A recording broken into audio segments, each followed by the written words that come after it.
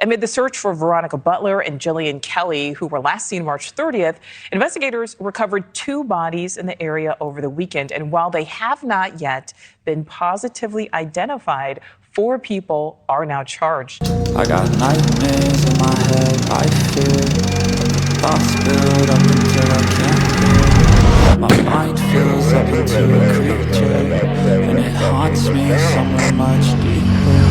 I got nightmares in my head, I fear the thoughts build up until I can't hear. That my mind fills up into a creature, and it haunts me somewhere much deeper. Hello and welcome to True Crime Rocket Science, the most authentic voice in true crime. Well, as promised, this is my take on the guards' Misfits. There was apparently chaos in court with the suspects arriving in bulletproof vests, being heckled, being shouted at. And one's got to ask the question, what happens when you lose faith, rightly or wrongly, in state institutions? What happens when you no longer trust your government? What happens when you no longer trust law enforcement? Well, this happens. What's interesting, Nicole, is we have heard from witnesses that they saw that white trailer in the area of where the 2 moms were killed. So it is possible that that is the trailer that was used to transport the bodies. That's the voice of News Nation's Brian Enton, and obviously that is still under investigation. And so what we're dealing with here is a religious gang comprised of 2 couples. Certainly 2 couples were directly involved in this crime, apparently. Tiffany Adams and her boyfriend Tad Cullum, along with the Toombleys, Cole and Cora. They're accused of murdering 2 women, Veronica Butler and Jillian Kelly, although it seems like their target was only one of those women, Veronica Butler.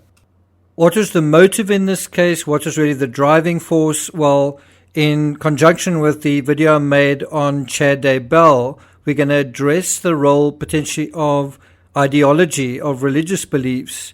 It's that area where angels fear to tread in this video.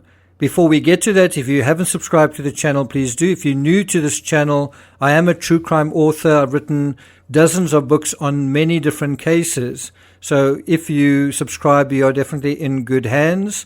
If you are finding this analysis worthwhile and meaningful, please like, share, leave a comment. Bear in mind, I'm heading to America next week. So if you want to hit the thanks button, you're more than welcome. And let's get started.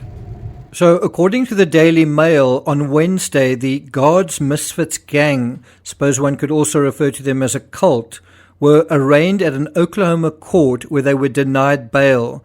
And that shows things are pretty serious. The case against them is quite strong. The charges against them serious. Prosecutors believe they may have targeted Butler amid a messy custody battle going on between her and her husband, the Adams' son. Now, I don't think any of that is news to people who know this case, but I think you can see what happened here from a mile away, can't you? Can't you? A little like Fotis Doulos, this was about someone running out of patience during a custody battle, except this is a double murder featuring 4 alleged accomplices, all 4 fueled with the mind-addling octane that is anti-governmental religious fervor. How is that for very, very spicy Red Bull-flavored Kool-Aid? Now, what makes this even more bizarre is, if I understand correctly, it seems to be an attempt by a paternal grandmother to wrest custody from her ex-granddaughter-in-law. And here she is, 54-year-old Tiffany Michelle Adams. Quite interesting the way she spells her name with 1 F, Michelle spelled M-A-C-H-E-L. Ms. Adams is the paternal grandmother to Veronica Butler's children. That's Veronica, now deceased, on the right. 39-year-old Jillian Kelly appears to be an innocent victim in this collateral damage in the Misfits mission. Her son, Wrangler Rickman, what a name, Wrangler Rickman, 26, is currently in a rehab center according to court documents. Do you think substances might have anything to do with the adult minds in this case? The someone who ran out of patience with Tiffany appears to be Cora Toombly, 44 years old, who allegedly told her daughter all about their involvement in the two women's disappearance. Now, to answer the question, what happens when you lose faith, rightly or wrongly, in state institutions? Well, you start your own.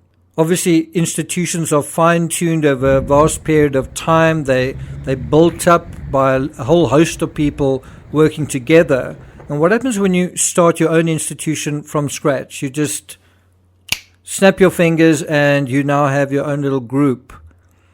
And, this tends to happen in dystopias where the fabric of society is torn apart. There's a fictional version of that in the book Lord of the Flies, where a group of children arrive on a island and then they form their own little institution. But I guess if you believe that's already happened wherever you are in the world, if you believe that your society has already fallen, well then there's every incentive to create your own institution. But how good are we at doing that? What happens when you no longer trust your government? Well, people who think the government is below them basically no longer accept the laws and codes of conduct that are part of a civilized society. And you see those sort of people all the time when they get onto airplanes and they treat other people with contempt. Guess what happens to them? I think there have been something like 400 incidents so far this year of people getting onto airplanes and being disorderly. So I think it's natural to ask, what could go wrong with thinking that way?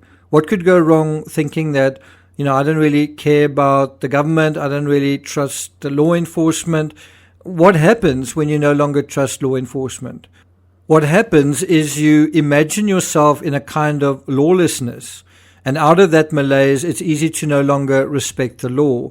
What's interesting in the Karen Reid case is in the context of a police officer and the sort of conspiracy is this thing of no longer trusting law enforcement. But the other side of that coin is the person in that case, has she actually broken the law herself? Does she respect the law? What do you think? Now, those who don't respect the law, even lawyers like Alex Murdaugh, are tempted to think that they are above the law. And those who think themselves above the law are tempted to break the law. According to the Daily Mail, the affidavit says that 4 suspects were involved in God's Misfits and attended regular meetings. I think they attended weekly meetings held at the Toombly's house. Cora Toombly's teenage daughter alerted the authorities to her mom's possible involvement after she confessed to her, according to the documents. The teen also told the investigators the group used burner phones to communicate. Sounds familiar, doesn't it? Laurie Vallow, her brother Alex Cox, and Chad Abel used a total of 21 burner phones over an 18-month period. There's also a burner phone narrative associated with the Murdaugh case. According to the Daily Mail, agents found that Adams purchased 3 prepaid phones from a Walmart in February. That's important. Authorities said that all 3 phones were discovered near Butler's car around the time she and Kelly disappeared. A hole filled with hay was also discovered near the car. Now, what do burner phones prove in retrospect? Well, they prove plotting, planning, strategy, and execution, or as we say in true crime, premeditation. It appears the plan for this double homicide was hatched at least 2 months ago. Now, think what we're dealing with here. People who don't trust the government, don't trust law enforcement, well, are they trustworthy? People plotting to murder basically relatives. According to the affidavit, it said that the group's original plan was to throw an anvil or the head of a large hammer through Butler's car to kill her. They created that plan to make it look like an accident because anvils regularly fall off work vehicles, according to records. The teen also informed agents that Cora and Cole told her that they would not be home the morning of March 29, a day before Butler and Kelly were last seen, because they were, quote, going on a mission, end quote. So what do you think? If a group that self-identified as God's Misfits, that met regularly, that definitely had a religious aspect to themselves, that came together also as through their shared beliefs in anti-government. Do you think their beliefs are relevant here? I also want to connect this case with a wider fabric in true crime, where we see it becoming increasingly popular, almost popular wisdom to trash the police. I even see true crime channels that are headed by ex-cops criticizing the police. You see it in the Rex Heuermann case, and sometimes it's justified, but sometimes it also has the effect of simply undermining law enforcement, turning everything into a government conspiracy. A couple of cases where everyone thought this was absolutely brilliant, it was a popular and beloved idea, are Kylie Rodney. Right now, Karen Reed. The conspiracy that a corrupt police force is behind everything that is tearing the local town apart. The Madeleine McCann and John Benet Ramsey cases are classic examples of headlines going on for decades about how police botched the investigation and how derelict in their duty the police were and how untrustworthy the police are and, aren't to be trusted. Where do you think that narrative eventually ends up? What do you think happens when you keep repeating that narrative? Well, it leads to tears in the fabric of society. It is the police and some of these institutions that actually knit society together. So to the extent that you enthusiastically applaud that all of this stuff is happening, well, you are actually furthering the tearing of the fabric of society. And, crimes are tears in the fabric of society.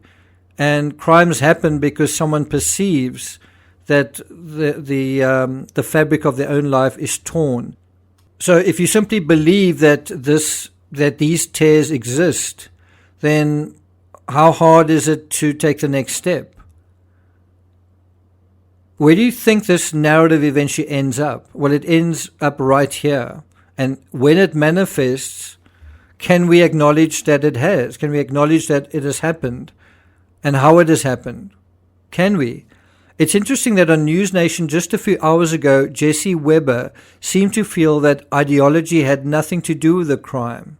Really? They're finally found, and now the details keep coming out about this cult, God's Misfits. What do you make of this story? Well, remember, it's not even directly tied to what they believed in that group. It seems to be at the base of it what we always suspected, a bitter custody dispute. Exactly. Yes, but what is at the base of the base? I mean, most people resolve custody disputes through the courts without breaking the law. So why didn't this mother or grandmother, and also why are 4 people going on a mission, that's the word they used, to sort out the custody dispute, and they do so apparently by committing double murder? Isn't that unusual? So sorry to disagree with you, Jesse, but I would say ideology is the actual cause here, the underlying motive, and the custody battle was a kind of trigger event. In other words, without the crazy beliefs, you wouldn't have this crazy approach to a custody battle. And you know what? That's a conversation that's also being avoided by almost everyone in the Daybell trial. It didn't come up in the Laurie Vallow trial either. It doesn't come up in court. The lawyers don't talk about it. I haven't seen YouTubers really talk about it except in the broadest terms. And I know why. It's one of those forbidden fruit you just don't touch as an influencer or popular broadcaster.